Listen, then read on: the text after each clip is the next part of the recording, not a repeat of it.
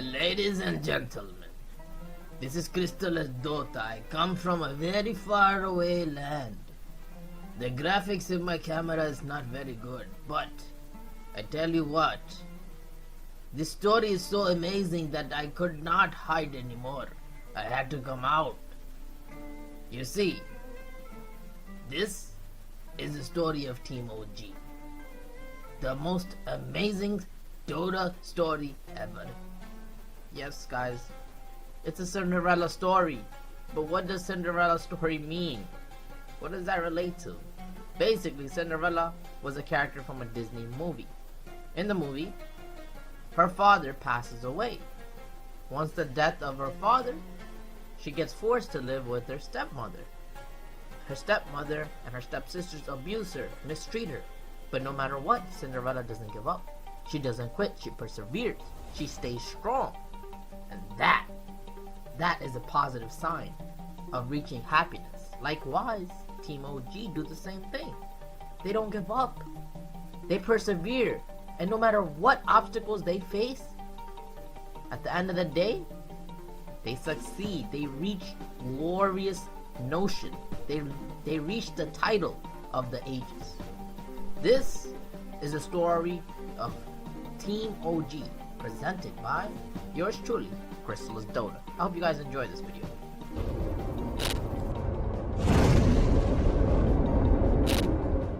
In the beginning, we have Fly and Notail create the Team Monkey business. After recruiting very highly ranked and promising players, the team would officially name itself Team OG. Then, they go on to recruit Miracle. Yes, the Miracle that would later on win TI8. They would recruit Miracle. But at that time, he was just a 6k to 7k MMR player. But it didn't matter. He still was the rising superstar. With Miracle and along with another recruit named Crit, Team OG would win multiple majors. It was their time to shine. It was their glory time. Some people call them orangutans. Some people call them the original gangsters of Dota. But wait. They didn't become champions with Crit and Miracle. No. At TI6, they lose to TNC Pro Team and they just get obliterated. The whole team self-implodes. Miracle then leaves the team. Their best carry, their most flashiest player. And then he would go on to win TI7 with another team. Crit would join Team EG. Team OG looked terrible. The leadership of Fly and Notail looked to be questioned. Everyone was saying, how could they lose such a good player? They were so good in majors, in tournaments, but they failed at the final one. At TI, they were terrible. They could not win. This was the whole story behind OG. Even before they reached TI, they just looked like a team that was always going to fail. That was a narrative around this team. You see, the story of OG is so beautiful. It's because there has never been a team with the success that they had now to go through what they did. It's never been done before. Their story, you can never even script. So let me tell it to you. Right after TI6, Miracle leaves, and then even more problems occur. Yes, guys, in 2017, Team OG looked so bad, so bad. In fact, they got eliminated in the lower bracket by LGD Gaming, the Chinese super house. And I want you guys to remember this part of what I just said. 2017, OG would lose to LGD Gaming. Now, let's go on. What happens after that? What happens in 2018? You guys might laugh, but this is the real story. Team OG had nothing but failure in the whole year. In fact, they don't win anything. The whole year, they don't win a shred. Nothing. Not even a little minor. The team was gone. And because of their failures, another terrible chapter opens up. I take a pause to say this because it truly hurt. Notail and Fly, the co-founders, the creators of the team, the ones that were best friends, break apart. Two friends that swore to help one another no matter what, no matter all the toughest times of the world, they would break apart, they would separate. And folks, this separation would cause drama, tension, hatred. And this is validated by the fact that we see this.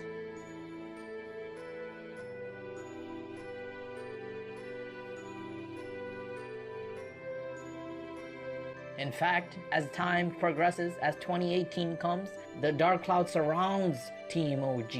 It becomes Team OG. And this is the real test. This is where the true Cinderella's despair comes into play. This is when Team OG gets cancer and they have to survive. They have to overcome this dark plague that's haunting them, this breakup. How would they be able to react from the breakup? Can they form a new team in 3 weeks and enter TI8? How will they even go through the qualifiers? Can they even make it to the qualifiers? Can they go through the European qualifiers? These were all the questions that were being thrown at them after the breakup, after the sudden cancer came to them. However, Notail never gave up. Just like Cinderella, he persevered, he continued to strive on. Even though he was a solo man, even though his best friend of 10 years, Fly, had given up on him, had left him, had betrayed him, had broke his heart, Notail still was the man. He was the man that had heart. And he said, hey, even though this is my 6th time entering TI, I'm going to try my best. I'm going to do everything I can for my team to have their best chance to win. Yes, even if I have to switch roles from a carry core player to a support, it doesn't matter. I'll do it. And that's what he did.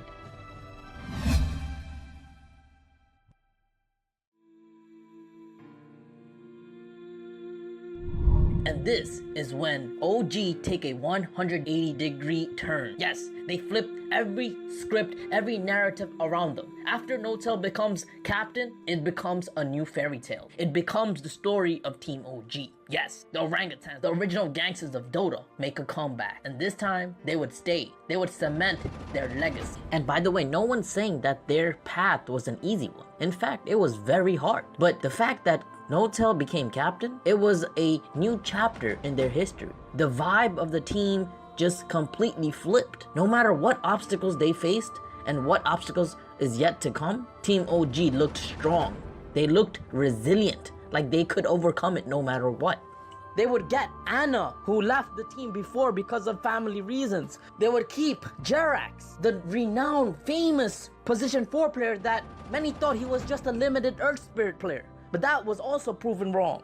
Then they would get Topson, another pub star that no one knew about. He only had $3,000 coming into Team OG before TI8. Nobody knew about him at all. And then their coach, Sebastian, would join the team as a player. Even though Notail and Team OG were thinking more positive, the whole Dota world was not convinced. They did not believe it. How could you make a new team and try to be successful in such a short time? The odds were stacking very highly against Team OG and its fans. So right from the beginning, Team OG looked like an improbable cause. Like a team that's doomed to fail. Like their fate was just already written. How can a team form 3 weeks before TI and manage to do well? It's impossible, right?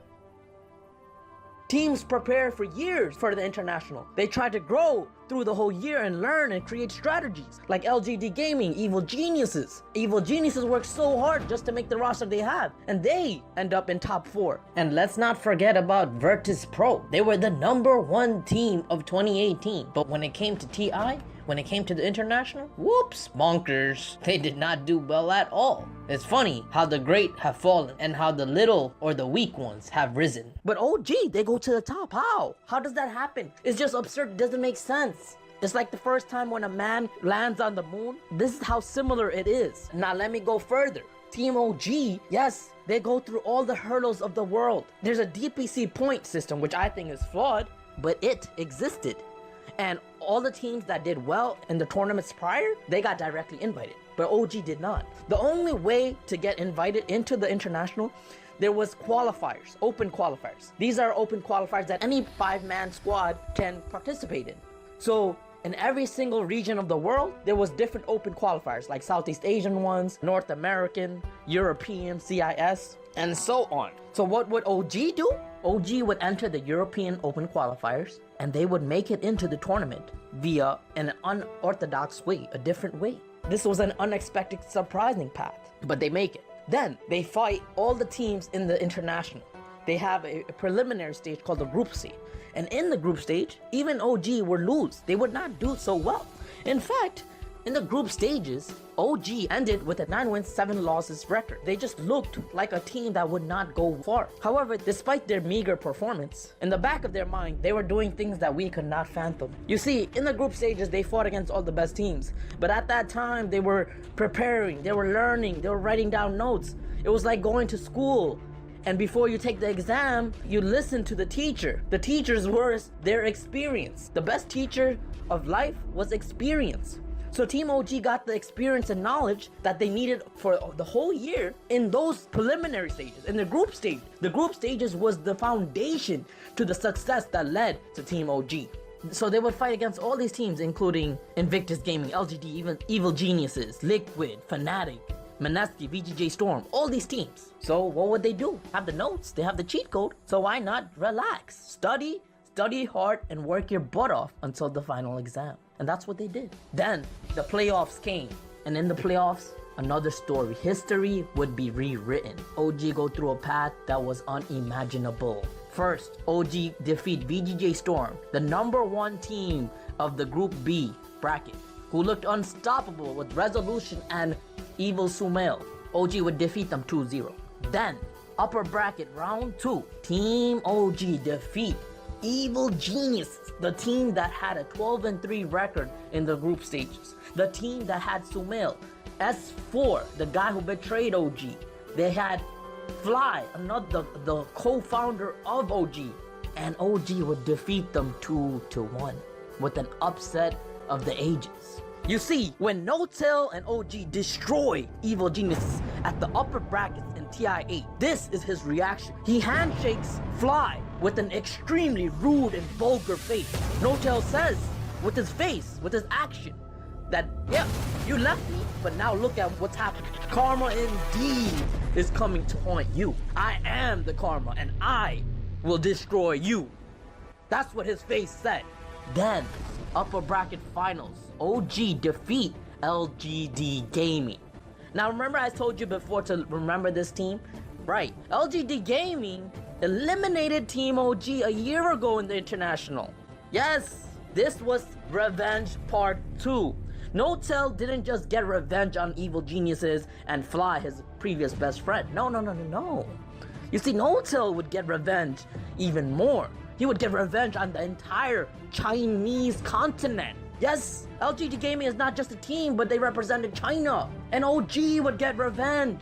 Notail was the leader, the captain, the new captain that took over. And he would get revenge for all of Europe to get revenge and take down the big boys, the Chinese powerhouse. Yes, that's what he did. But he didn't just do it once, guys. You see, they won in the upper bracket finals. But then LGD would go to the lower bracket, defeat Evil Geniuses, and guess what? Round number 3. This was the third series that OG had to fight against LGD Gaming. And boy, I tell you what, the finals was another story. It was the most epic final in the Dota 2 history. Guys, after 8 years of the international pro scene, every year has been progressing. Some argue that TI3 was the best finals because it went to a best of 5 game. But history has been rewritten. Dota has progressed. Players have gotten much better. Teams are more competitive. And Team OG and LGD have round 3. The revenge would continue as Notail and LGD would fight one another. But let me tell you something. Notail knew that it was all mind games. You see, the finals, the entirety of the international, it was all a mental game. Every team is great. They have such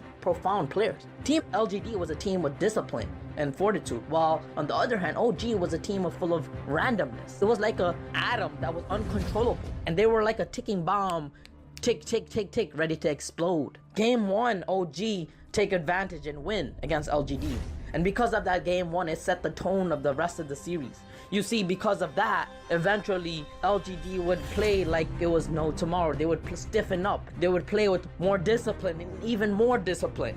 And they were, in fact, restricting their own risky playstyles. But in the end, when you look at the history of the finals of TI, it all comes down to risky AoE damage heroes like Earthshaker Echo Slam, Ancient Apparition Ulti Ice Blast, like these multi-hero big damage ultimates that ultimately decide the game, you know?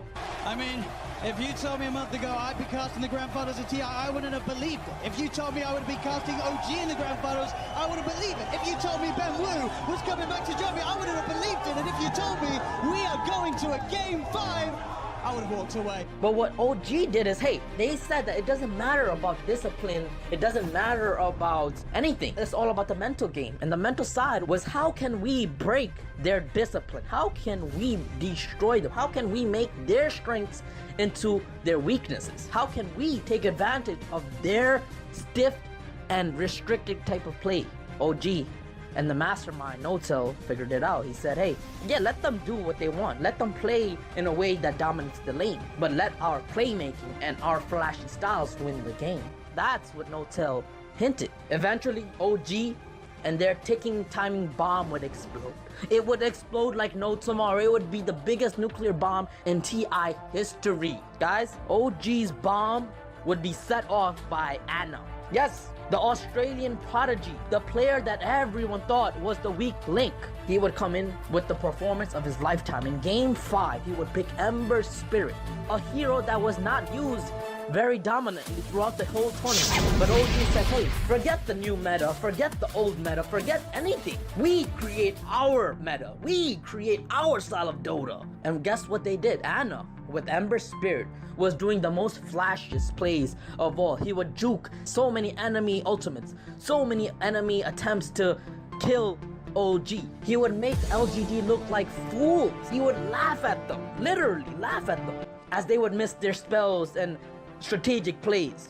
Anna's nuclear bomb was set, and eventually it ran LGD out the park. LGD Gaming were the laughing stock of the international. They were the heavy favorites.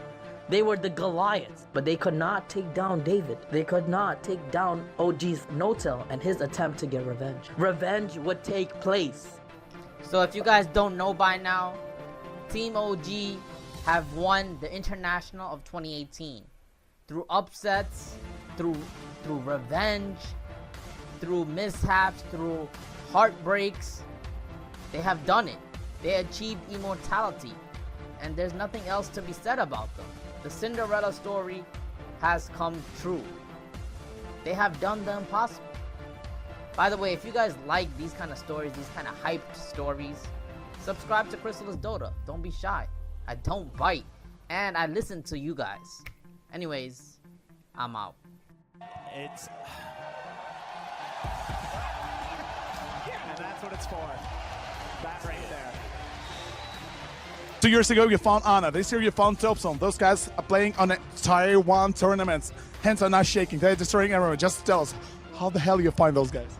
I mean, Jesse was actually the one to push for top ES the most. Anna, I had his number. Just call him back. No, I truly believe that just players, they need a good environment to play in. And if you give them that, you're going to see some magic.